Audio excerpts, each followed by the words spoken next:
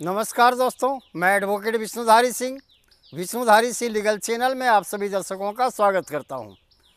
दोस्तों, आज मेरे वीडियो बनाने का टॉपिक है कि सुप्रीम कोर्ट का वह इम्पॉर्टेंट जजमेंट जिसके आधार पर बेटियों को अपने पिता के पैतृक या स्वअर्जित संपत्ति में हिस्सा नहीं मिलेगा। दोस्तों, जैसा कि आप जानते हैं, हिंदू सक्सेशन एक्ट की धारा 6 में 2005 में एक संशोधन पार्लियामेंट के द्वारा किया गया। इसके अनुसार बेटा और बेटी को पैतृक संपत्ति में या पिता की पैतृक संपत्ति में समान अधिकार प्रदान किया गया।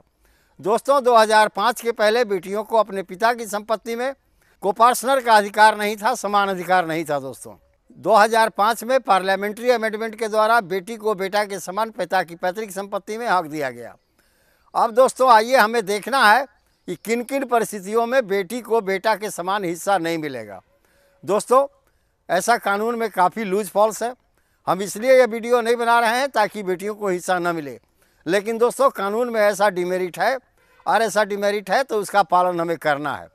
तब आइए दोस्तों देखते हैं वैसी कौन कौन सी परिस्थिति है जिसके अनुसार बेटी को पिता की पैतृक संपत्ति में हिस्सा नहीं मिलेगा। दोस्तों, 2005 का हिंदू सक्सेशन एक्ट के अनुसार ये कुछ कंडीशन थे, 2 कंडीशन थे कि अगर 2005 के पहले पिता की मृत्यु हो गई है, वैसी परिस्थिति में बेटी को पिता की पैतृक संपत्ति में हिस्सा नहीं मिलेगा। और दूसरा उसमें कंडीशन था दोस्तों कि अगर बेटी की शादी 2005 के पहले हो गई है, वैसी परिस्थिति में भी बेटी को अपने पिता की पैतृक संपत्ति में हिस्सा नहीं मिलेगा। लेकिन दोस्तों, ऑनरेबल सुप्रीम कोर्ट का एक जजमेंट है विनीता शर्मा वर्सेज राकेश शर्मा, जो 2020 में डिलीवर्ड किया गया है। इस जजमेंट के अनुसार अगर पिता की मृत्यु 2005 के पहले भी हो गई हो और बेटी की शादी 2005 के पहले भी हो गई हो, इसके बावजूद भी बेटी को पिता की पैतृक संपत्ति में बेटा के समान बराबर अधिकार मिलेगा। दोस्तों, तो आइए दोस्तों अब इस पर चर्चा करते हैं कि वैसी कौन सी परिस्थिति है जिसके अनुसार बेटी को अपने पिता की पैतृक संपत्ति या स्वअर्जित संपत्ति में हिस्सा नहीं मिलेगा। दोस्तों, स्वअर्जित संपत्ति का मतलब आप जानते हैं, पिता या माता के द्वारा अपनी कमाई से खरीदी हुई संपत्ति। वो चाहे जिसे दान दे सकते हैं, जिसे बेच सकते हैं, जिसे चाहे वसीयत कर सकते हैं। इसमें बेटा और बेटी किसी को भी अपना शेयर मांगने का अधिकार तब तक नहीं है जब तक कि बिना वसीयत किए हुए या बिना किसी को लिखे हुए या बिना किसी को दान दिए हुए पिता या माता की मृत्यु न हो जाए। और दूसरा है दोस्तों एंसेस्ट्रल प्रॉपर्टी। दोस्तों, एंसेस्ट्रल प्रॉपर्टी के अंदर में 2005 के पार्लियामेंट्री अमेंडमेंट के द्वारा सेक्शन 6 हिंदू सक्सेशन एक्ट के अनुसार बेटा और बेटी को समान हक मिलता है। लेकिन दोस्तों, ऐसी भी अनेक कानून में परिस्थितियां हैं जिसके अनुसार बेटी को उस संपत्ति में हिस्सा नहीं मिलेगा। आइए दोस्तों एक एक करके उन परिस्थिति को हम पहले गिनते हैं जो कानून में दिया। पहला है दोस्तों लीगल नेसेसिटी में अगर पिता ने किसी संपत्ति को बेच दिया, जैसे बच्चों की पढ़ाई लिखाई या उसके बीमारी इत्यादि में, या कोई कानूनी अड़चन या कानूनी मुकदमा लड़ने में अगर पिता ने किसी भी पैतृक संपत्ति को बेच दिया, उसमें अब बेटी को पुनः हिस्सा मांगने का कोई अधिकार नहीं है। दूसरा है दोस्तों बेनिफिट ऑफ एस्टेट, परिवार या घर के विकास के लिए। मान लीजिए कोई आपका घर गिर रहा हो, बिल्डिंग टूटा हुआ हो, वो मरम्मत करने के लिए या नए घर के निर्माण के लिए अगर पिता ने कोई संपत्ति बेच दी है, कोई ज़मीन बेच दी है, उसमें भी बेटी को कोई हक नहीं मिलेगा दोस्तों। और तीसरा है दोस्तों शादी, विवाह समारोह, जन्मोत्सव या किसी तरह का कोई पायस ऑब्लिगेशन, जैसे कोई दान पुण्य का कार्य किया गया, इसके लिए भी अगर संपत्ति पिता के द्वारा बेच दी जाती है, उसमें बेटी को कोई हिस्सा नहीं मिलेगा। जैसे दोस्तों अगर किसी बेटी या बेटे की शादी है, उसमें पिता चाहे तो अपनी संपत्ति बेच करके उसमें लगा सकता है, और अगर पिता चाहे कि हम उसमें से कुछ धार्मिक उद्देश्य के लिए दान दे दें, तो पूरी संपत्ति तो नहीं लेकिन पूरे संपत्ति का 20% तक का पिता दान दे सकता है। उस दान दिए हुए संपत्ति में बेटी को कोई शेयर नहीं मिलेगा दोस्तों।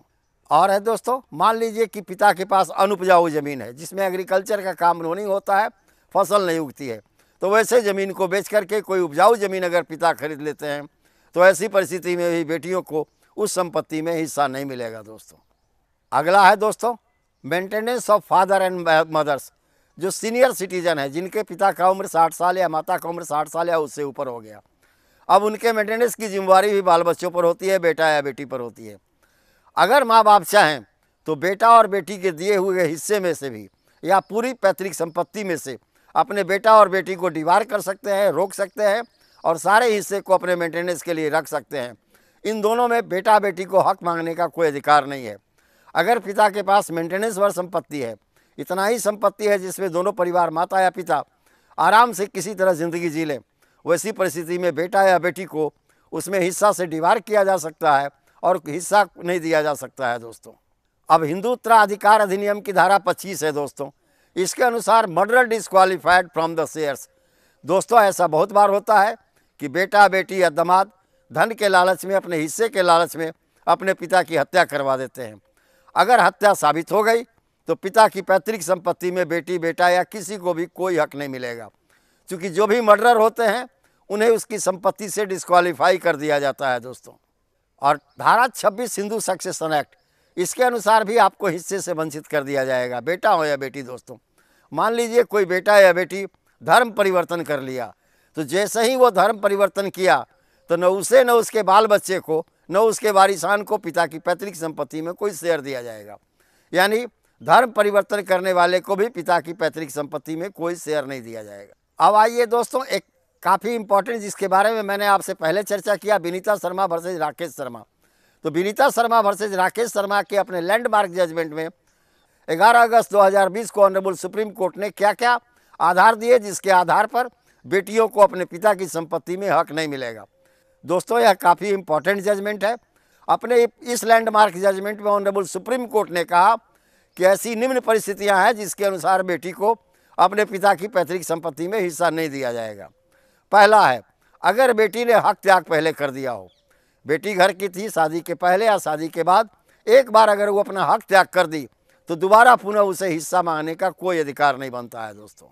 दूसरा है दोस्तों, इसी लैंडमार्क जजमेंट में दूसरा कंडीशन दिया है जिसमें बेटी को हिस्सा नहीं मिलेगा।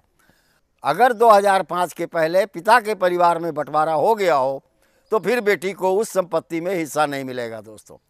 यानी जिस परिवार में 2005 के पहले बंटवारा हो गया है उस परिवार में 2005 के बाद बेटी को हिस्सा मांगने का कोई अधिकार नहीं है, चाहे उसके पिता जीवित हों या बेटी की शादी हो गई हो या नहीं हुई हो दोस्तों। और दोस्तों तीसरा ग्राउंड दिया गया है अपने इस लैंडमार्क जजमेंट में, ऑनरेबल सुप्रीम कोर्ट ने कहा कि अगर परिवार में बंटवारा 2005 के बाद हो भी गया हो लेकिन 12 साल तक अगर बेटी अपने हिस्से की मांग नहीं करती है तो पुनः उसे हिस्से से डिवाइड कर दिया जाएगा। इसका 12 साल का एक्सप्लेनेशन दोस्तों आर्टिकल 109 में इसकी व्याख्या की गई है, एक समय सीमा निर्धारित की गई है दोस्तों। वो समय सीमा है 12 साल। यानी 2005 के बाद भी अगर परिवार में बंटवारा हुआ है और उस बंटवारा के 12 साल बाद तक बेटी अपना हिस्सा नहीं मांगती है, उसके बाद बेटियों को हिस्सा से डिवाइड कर दिया जाएगा। तो दोस्तों आप समझ रहे होंगे कि उपरोक्त ये 3 परिस्थिति और कानून में दिया हुआ उपरोक्त परिस्थिति के अनुसार बेटी को पिता की पैतृक संपत्ति में हिस्सा नहीं दिया जा सकता।